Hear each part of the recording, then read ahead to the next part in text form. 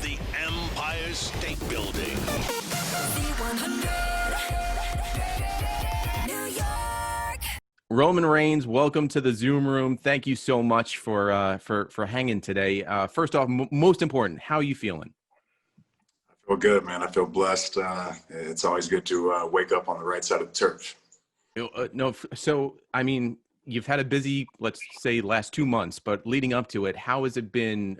Were you like a little kid on Christmas waiting to just run downstairs for that, first time walking down the ramp, getting back in the ring after very wisely taking some time off?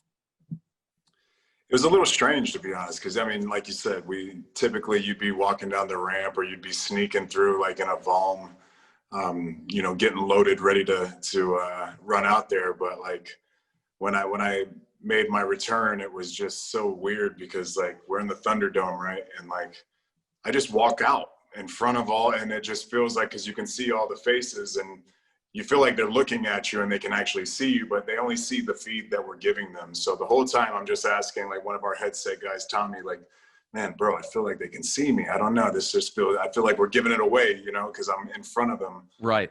So yeah, I just walked out casually, just strolling through. They had a few pictures of me. It looked like I was lost or something. But yeah, once it was time, it was time to go and the button was pushed. It felt really good. It felt good to be back. Felt like you haven't left.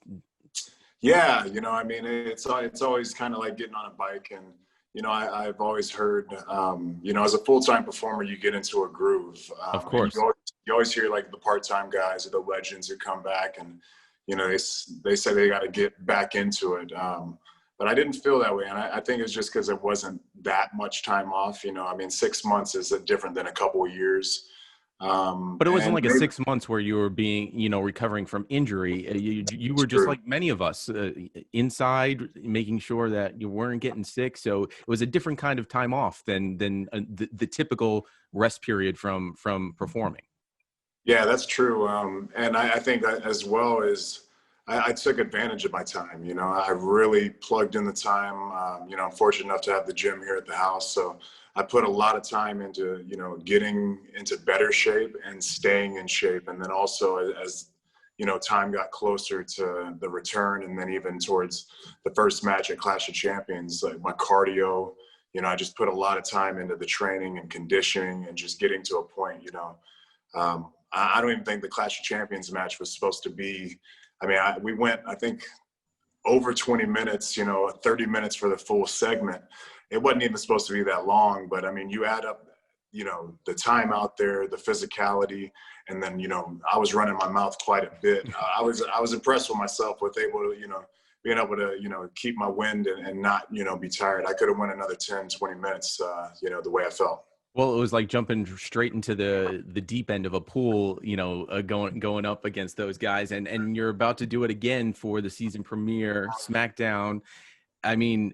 When you hear that you and Braun are gonna go toe to toe, is it a different prep than a normal, match that you get ready for? Because it's a lot to deal with. I think in the past, yeah, for sure, and I think for any other, anybody on our roster, they would definitely have to, take it. And be concerned. But for me, man, I just feel like I'm operating on a different level. Like I said, I put in a lot of work at the highest level. I'm working with one of the best strength coaches, in the world, and Neil Hill. And we've just really done everything we can to focus in on the nutrition, and the training, and just being really smart on maximizing the next few years of my career. I feel like I have a 15-year window of being, just in my prime as far as a physical athlete. So, for me, when you add all that up and the experience that I have with Braun Strowman, the fact that we've fought it out a few times in the past, I think he's expecting the same Roman Reigns, but that's his big mistake. When you're Right. a monster, you don't really concern yourself, with other competitors, because you're so big, you're so strong, you're used to just running through things. But what if if that object isn't in the way every single time and he keeps missing, you know what I mean? So there's going to be a different game plan, a different mindset going in this match. I think he's I think he's expecting us to be playing checkers, and I'm going in this, with a chess mindset, and it's really going to pay dividends for me.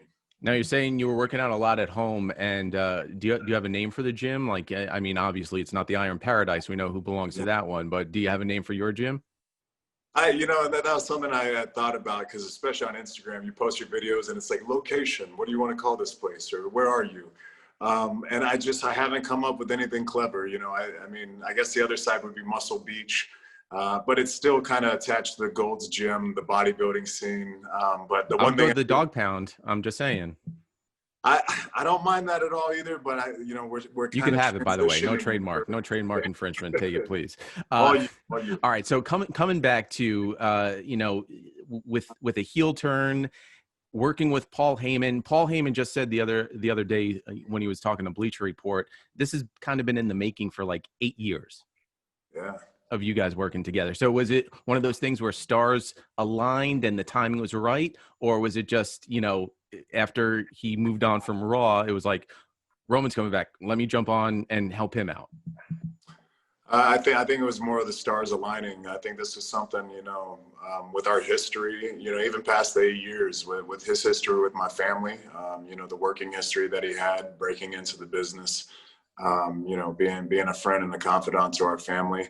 I just think it was perfect, and the timing, he was like the head of creative for Raw, and then that kind of, ran its course. He took a little bit of time off. I took my time off. And excuse me, I think we were both in a place where individually we both done so much, you know what I mean? And I just think it was such a perfect scenario to where we were both able to rest, kind of regather ourselves, refocus.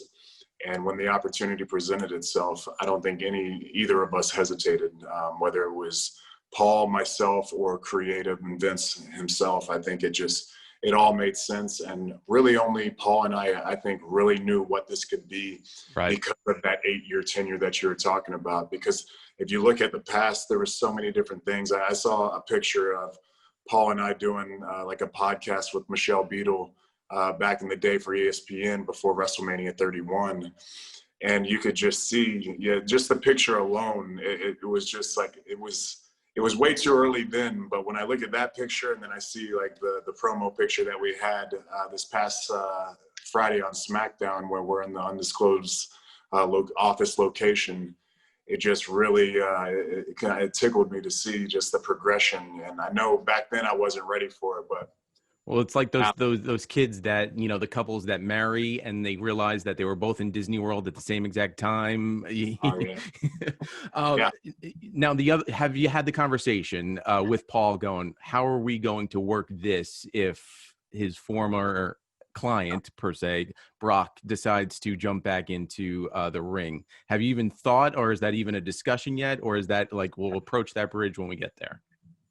I think it's the crossing of the bridge when we get there. I'm always, I keep everything cooking in this brain. Yeah. So it's a situation. I think the worst thing Paul would ever want to do is to cross me or do something wrong. He knows it's as quick as you get on the island, you can get your ass thrown right back off. Well, he says Brock's enjoying being a farmer right now. And it's one of those things outside of you guys being performers. I just don't envision the size of Brock being a farmer out there. Do you have a hobby out there that a lot of people would like? Do you farm yourself? I that's what I wanted to know. Do you have those hobbies that no one would expect Roman Reigns to have? No, I'm a Florida guy. I'm a Florida boy, so we don't farm. Right now I think mainly, especially with the pandemic, everything's kind of slowed down. So I think I watched the same interview just now with Paul. I think my kids right now, my family, my wife and my kids, they're my passion. You know what I mean? Were you doing homeschooling? So with our little guys, I have a set of twins who are just about to be 4. We're working on, getting them up to speed with everything and their basics, getting them ready for kindergarten and preschool. My daughter actually was fortunately already in a very tech savvy school. So she was already virtual ready. So she's been luckily she don't have me teaching her the basic, 7th grade math and all that stuff. But yeah, I got a 5 and 2. Yeah, 5 and 2-year-old, so like as soon as I can hug a teacher when it's normally and safe, I'm first thing I'm doing is hugging my kids' teachers because I'm like, I don't know how you do it. All right, so coming back, and I know this, but coming back to where you are today and where Raw and SmackDown is going, do you feel that tide changing where so much so that the storylines don't have to rely on the legends as much and based off of the pure talent that you guys are now putting out each and every week? Yeah, I mean, I think it's always important to invest in the future. I think it's always important to keep the mindset of creating new stars, and keeping, the talent pool as rich as possible, because that is the only natural resource for the entertainment that we do. It's very rare that we have like a CGI situation. We can't create a cartoon and run that for weeks. That's when WWE jumped the shark if we have CGI cartoons. That's when we're out of here.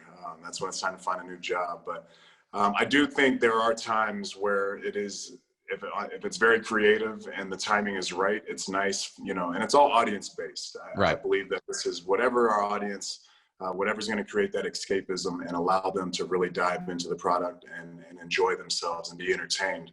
That's what we should do. But with that being said, I do believe it is about the future and creating new stars. Well, I think we saw it over the last few weeks too. I mean, it has to be kind of cool getting to fight or getting to perform with your family in the ring. I think a lot of people would love to fight their own family at times to give them the right, but you get to do it and have some fun with it. That has to be a very cool experience. Yeah, I mean, and it's kind of like, it goes back to the last question. Like, it's really cool to kind of be able to, hit two birds with one stone, to be able to be with family and rely on them and be comfortable, with someone you've been doing this since you're just little, in the pool, in the den, getting kicked out of the house, having to run outside and continue to fight and play, and put on these matches for each other. But then also to be able to create a new star. I don't think, people have seen my cousin Jay and a tag team Light, for a long time. And those guys have really killed it over the years and really to establish themselves as, one of the most dominant tag teams of this generation, not only in WWE, but just, within professional wrestling, sports entertainment. I think their understanding of the business, their understanding of storytelling and action, combined, has always been great. But to be able to introduce him to the universal title scene, to be able to introduce him to the responsibility of being in the top realm, being in position in the top of the mountain, having the obligations and the responsibility of doing things like this, constantly working, having something almost every single day. There are no real days off, what I mean? Just before I took this Zoom meeting, we have TR guys texting me, well, can you do this? And I'm like, no, I don't want to do that. Well, can you do it from this time? They don't take no for an answer. Right. So eventually you just gotta, you gotta suck it up and just get it done. So it's been really neat to be able to introduce him to the, this lane of this form of entertainment. Well, I think you covered. You don't have to get a Christmas gift now. I'm just saying. Yeah. You let me beat the hell out of you. So no presents this year. Well, it's kind of interesting to watch to even say, like, he felt that your match, he felt that he was just a bridge for you to get to the next match, but because you guys worked so well that it continued that way. So it was kind of interesting to see that the payoff was so well received from fans that you guys kept it going. Yeah, I think anytime that you can really dive into it and get lost in it, it makes it that much better, And that's what was weird is, like, after the Clash match, it felt really good. There was no like going through the curtain to come out of it. Like, it literally, we're off. And then you just come out of it and you're still out there and you're still hanging out in the ring. And to be able to just go back to being family members was really cool. And to capture a couple pictures and to solidify that, that history for us. It's just really neat, and yeah. I think to be able to, be so organic and to tap into real emotions, I mean, some of that stuff, you know, that not necessarily the verbiage I'm saying to him, you know, because that is storyline stuff, but the delivery. Yeah, I like delivered, you know, whispering in his ear.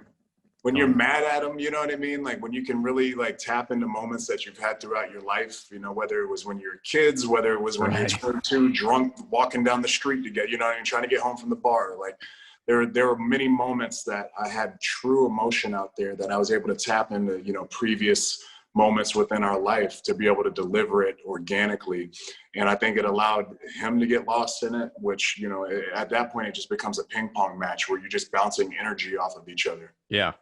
Now, Roman, before I let you go, I mean, I feel like you're the perfect spokesperson for, you know, a State of the Union. So what would your State of the Union be to the WWE universe and where you guys are going and where you're at right now today? I think especially right now being in a pandemic within 2020, I think that, you know, even as a performer who took some time off and came back when the situation felt a little safer, I think you can rest assured that WWE will continue to deliver entertainment and escapism at its highest form for its audience. There's not, I don't think there's a business or a form of entertainment who truly cares about their audience as much as we do. Everything that we do has been built around, you know, being able to deliver the goods every single week. We don't, you know, it's not like we disappear and we're preparing for the next movie. We have our biggest moments within, you know, WrestleMania, and it's back to work the next day. There is no celebration. We don't have Super Bowl parties. So it's all catered to giving our audience something that we feel like they need, that we feel like they deserve. The escapism. Yeah, and especially now in a time like this when we don't have all these different outlets to physically get out in the world and do the things and the hobbies and the interests that we like. Like right now, when you ask me, what are your hobbies? I don't, other than, you know, because I'm in entertainment, you know, I don't watch television as much as most people, I would think. And so my entertainment is my family and my children. But, you know, some people don't have kids. Some people, you know, hell, need to get away from their kids because they're with them 24/7 all the time. And they need that 30 minutes, that 2 hours, even that 3 hours of Raw sometimes. It's so long, but they need that time to just be themselves and create and imagine and just unplug and unwind for a little bit. And that's what WWE does, and they're committed to that. I think you summed it up perfectly too. And just like me too, I have children in the background at any given point. I have stories that I could probably share that would make you red in the face. But Roman, thank you so much.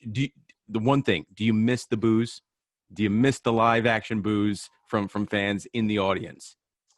Oh, there's nothing like that. I mean, that's what makes us so special, and that's what really separates our atmosphere and our environment, that energy that we create. You can literally, it's palpable. You can touch it. You can feel it. You can taste it. So I mean, the Thunderdome is cool from a visual standpoint, but there's nothing like a live crowd. And I think for me especially, that's what's kept my career at the level that it's been, is because I've always elicited a reaction from fans, whether it was good, bad, but it's never been indifferent. They've always felt a certain way about me, and they've always evoked it, you know, and been very loud about it. So I cannot wait till we get back to a live crowd situation. And now it's just exclamation points on Twitter too. That's the way that they yell. Roman, thank you. SmackDown season premiere. I'm very excited to see where you go, where the story goes, and thank you so much for taking some time out to hang with us. My pleasure, brother. Thanks for having me. From the top of the Empire State Building.